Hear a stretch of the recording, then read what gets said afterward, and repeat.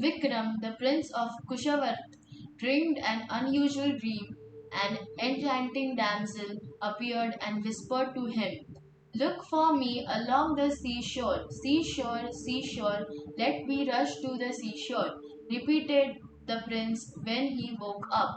This strange utterance of the prince was immediately reported to his parents, the king and the queen. They came to their only son's bedside and asked endearingly, "What is the matter with you, sonny?"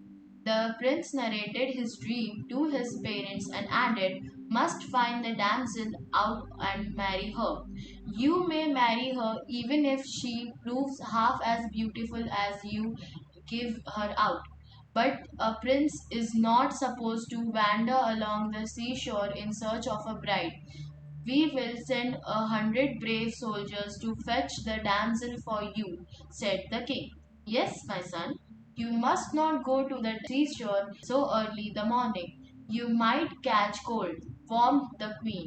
So 100 soldiers marched to the seashore and they kept on marching along the sandy beach till the noon. Then they returned to the palace.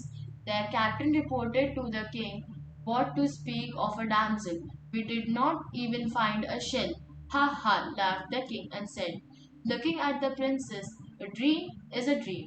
Now, my boy, I will find a real bride for you before long." "Do so, my lord," said the queen. The courtiers were happy at the prospect of a marriage feast. The prince too looked satisfied. But in the kingdom there was an orphan lad named Sanjay. He heard of the prince, and when the soldiers left the seashore, he kept on wandering along it. "Maybe I will find the damsel. If I lead her to the prince, he would no doubt give me a handsome reward," thought Sanjay. He continued to look for the damsel till it was evening. Suddenly he saw something glittering on the damp sand. He picked it up and found it to be a bejeweled ring. In order to wash it clean of the sand, he advanced towards the water. But his utter surprise, the water began parting before him as he advanced. It was a strange experience, but Sanjay was curious to see what happened next. He continued to advance, and as though a path opened up before him, he walked on and on. The path was beautiful, studded with colorful stones. The wave kept on rolling and roaring on the both the side of the passage. He did not know for how long he had walked. At one stage, the water engulfed him, but he did not feel uncomfortable. He moved around under the water as easily as on the ground.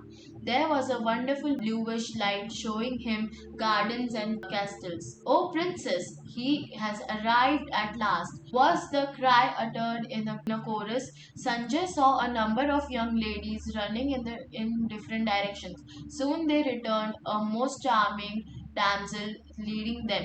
"Welcome. You have taken much pains to find me, haven't you?" asked the damsel. "It is in the hope of winning a reward from the prince that I was wandering along the seashore. I hope it is you whom the prince saw in his dream. Will you be good enough to accompany me to the palace?" said Sanjay. "To the palace? Never. In fact, once in a while, I go only up to the seashore, not beyond that," said the damsel. Then she acquainted Sanjay with all that had happened. She was the princess of the sea nymphs in the previous evening. While enjoying a stroll along the seashore, she lost her ring. According to their sacred custom, she will be public to marry any man who got the ring. Her father thought that if the prince was inspired with a vision of hers, the news would spread and people would gather along the seashore. He who was destined to marry her found the ring. Now it was clear that Sanjay was the bridegroom destined for her. The ideal prince certainly did not deserve her hand. The orphan Sanjay was duly married to the princess of the nymphs. He happily lived in the domain under the water and visited the seashore once in a while in the company of his wife. Thank you and subscribe this channel.